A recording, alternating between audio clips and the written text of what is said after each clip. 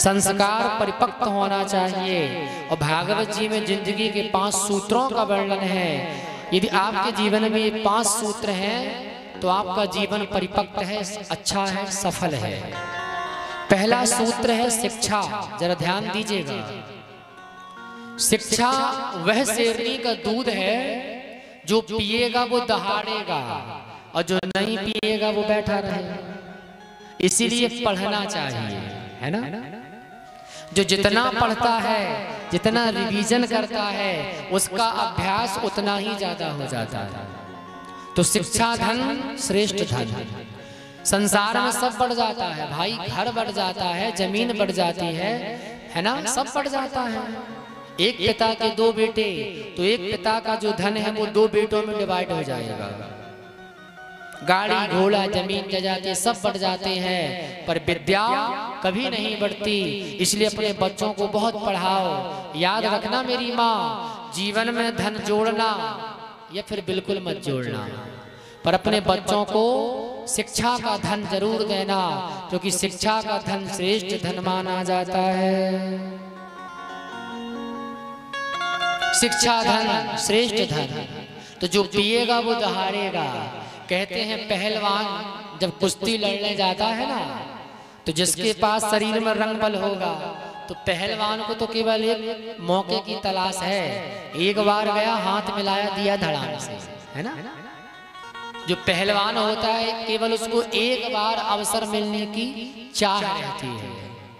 इसीलिए चाह जीवन में ऐसी बने कि हम श्रेष्ठ बने, बच्चों को इतना श्रेष्ठ बना दें, इतना पढ़ा दें कि आपके जाने के बाद उन्हें संसार में भटकने की आवश्यकता न पड़े।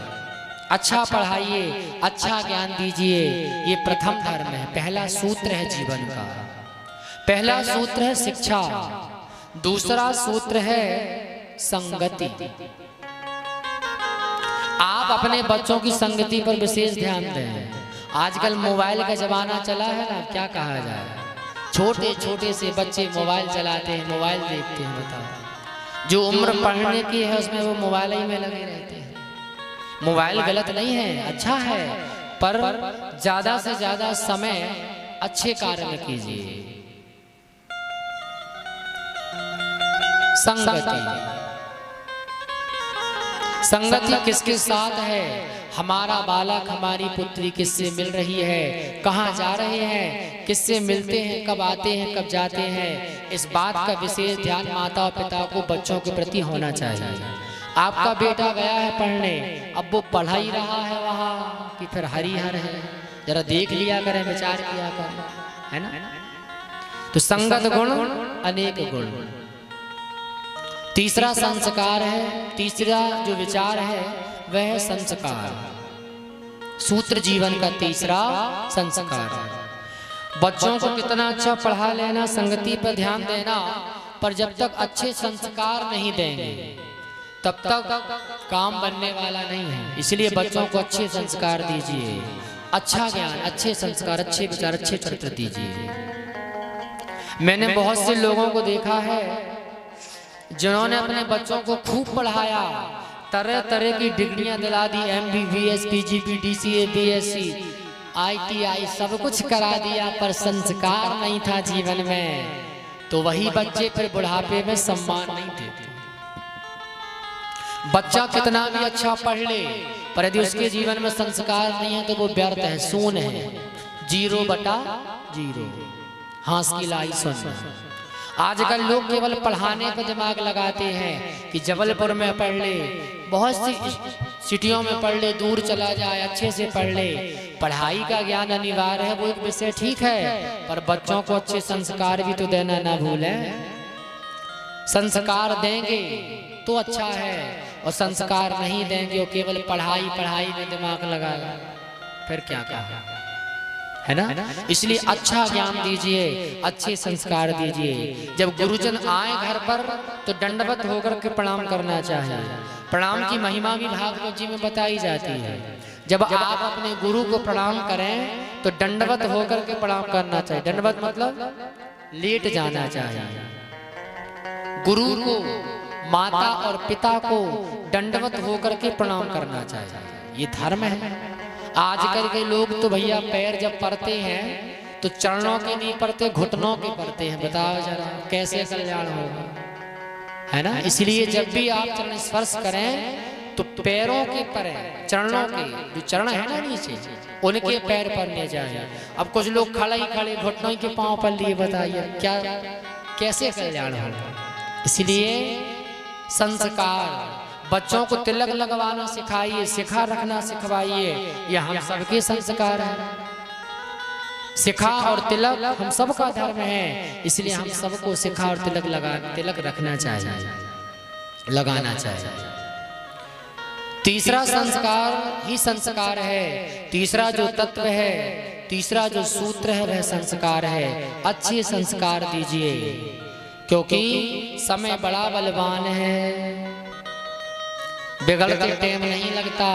संगत गुण अनेक गुण, संगति पे ध्यान, संस्कार पे ध्यान और शिक्षा पे ध्यान होना चाहिए। संगत गुण एक ऐसा गुण है, मैं हमेशा अच्छे लोगों की संगत ही करता हूँ।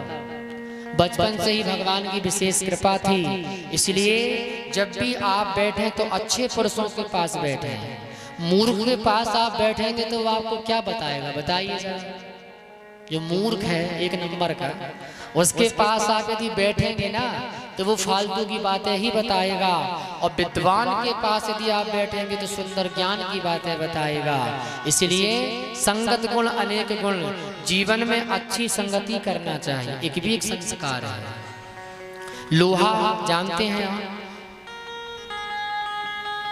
कठवे पे जड़ा रहता है। जिस नाव से रेत निकाली जाती है, नाव से रेत निकाली जाती है ना, जिसमें कठवे में लोहे जड़ा रहता है, जानते होंगे आप। लोहे की जो संगत है वो कठवे के साथ है, तो कठवे के साथ है तो कठवा तो पार होता ही है, लोहा भी पार हो जाता है।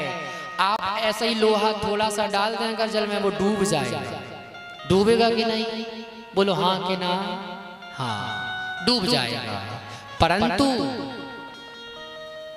यदि वही लोहा कठवे के साथ में जड़ जाए तो लोहा फिर क्या कहना, कठवा तो पार होता ही है, लोहा भी पार हो जाता है। संगत गुण अनेक गुण, और संतों ने कहा है कि संगत से गुण आते हैं, संगत से गुण जा, और लोहा जड़ा जहाज में पानी में उतरा। लोहे की संगत अगर जहाज में हो जाए कठवे वाली, तो कठवा तो पार होगा, लोहा भी पार हो जाएगा। ऐसे ही हमारे आपके बच्चों का जीवन है। संगति पर जरा ध्यान दिया करो, जो कि समय बहुत बलवान है ना। संगति गुण अनेक गुण, अच्छे विचारों से रहिए, क्योंकि जीवन एक बार मिला है। चौथा सूत्र है व्यक्तिगत पहचान। जन्म मिला है तो कुछ ऐसा कर्म करके मरना कि मरने के बाद लोग आपको याद करें कि चला गया परंतु अच्छा आदमी था। अच्छा, कुछ लोग इतने बुरे होते हैं कि मर जाए तो आदमी नारियल फोड़ते हैं कि अच्छा गया, है ना। और कुछ लोग इतने अच्छे होते हैं कि मरने के बाद भी लोग सदियों याद करते हैं। इसीलिए प्रेम सबसे ऐसा बनाना कि आपके जाने के बाद भी लोग आपको याद करें। दुनिया से जाने वाले जाने चले जाते हैं कहाँ, जाने वाले तो जाएंगे पर जाने वालों की केवल यादें रह जाती हैं, और यादें ही श्रेष्ठ हैं। इसीलिए अच्छा कर्म करिए। व्यक्तिगत पहचान चौथा सूत्र। पांचवा सूत्र है धर्म। जीवन का जो धर्म है वो परिपक्व होना चाहिए, अच्छा होना चाहिए, क्योंकि धर्मो रक्षति रक्षतः। आप धर्म की रक्षा करेंगे तो धर्म आपकी रक्षा करेगा। धर्म को पकड़ लीजिए तो फिर आपका कल्याण फिर कहीं नहीं गया।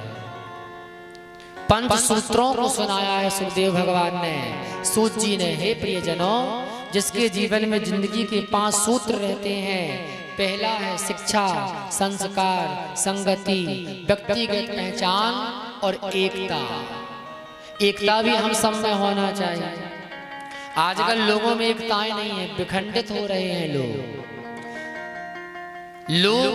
मैंने देखा है जंगलों में 5-7 सियार, 12 सियार इकट्ठे होकर के इतने आनंद से झूमते हैं, क्या कहा जाए। और आजकल देखो साहब, घरों में, गांव में, शहरों में लोग गोरे काले ऊंच नीच के नाम पर बढ़ते चले जा रहे हैं, है ना? बट रहे हैं कि नहीं? एकता नहीं है। और रामायण में लिखा है कि जहां सुमति जहां संपत्ति नाना, जहां कुमति तहां विपत्ति निधाना। जहां सुमति रहती है वहां संपत्ति का वास है, और जहां कुमति आ जाती है वहां विपत्ति का वास है। आपका परिवार पापड़ की तरह है। तेल में अगर पापड़ तल जाए, तेल में पापड़ तल जाए और पापड़ को अगर ऐसे कर दिया जाए तो वो भिसक जाएगा, टूट जाएगा। ऐसे ही आपका परिवार है, पापड़ की तरह है। इस परिवार को पापड़ की तरह सजो कर रखिए कि महाराज परिपक्व बना रहे, स्ट्रॉन्ग रहे, अच्छा रहे, एकता बनी रहे ग्रह। एक जमाना वो था कि एक भाई ने दूसरे भाई के लिए सारा राज छोड़ दिया था कि नहीं? राम जी ने। और आजकल के भाइयों को देख लो भैया, है ना? 5-5 इंच के लिए, 10-10 इंच के लिए लोग कट मर जाते हैं। एक वो जमाना था कि राज प्राप्त होने के बाद भी भरत जी ने कह दिया था कि माँ मुझे राज नहीं चाहिए, राज गद्दी भगवान श्री राम को मिलना चाहिए और मैं तो चरणों का सेवक हूँ। एक वो विचार थे। और आज अब लोगों के क्या विचार है? समय बदल गया, युग बदल गया, पर आप अपने विचार मत बदलिए, क्योंकि संसार में सब मिल जाता है, भाई नहीं मिलता। और झगड़े की जड़ 3, जर जोरू और जमीन। अक्सर कर विवाद घर और जमीन के पीछे होता है। इसीलिए छोटा भाई है, यदि ले लिया तो 4-10 इंच ज्यादा तो ले लेने दो ना, क्या बिगड़ जाएगा। या बड़ा ही ले लिया तो ठीक है, छोड़िए। जहाँ शांति है, जहाँ समृद्धि है, वहाँ सब है, और जहाँ कुशांति है वहाँ कुछ नहीं। इसलिए एकता परिवार में होना चाहिए। जंगल में अगर सिंह अकेला हो जाए तो गीदड़ भी शिकार कर लेते हैं। जंगल में सिंह अगर अकेला हो जाए तो गीदड़ भी शिकार कर लेते हैं। याद रखिए, आपका परिवार भी है, अकेले हो जाओगे ना, बट जाओगे तो कोई भी शिकार करके चला जाएगा। इसलिए एक बन के रहना चाहिए, यही हम सबका धर्म है।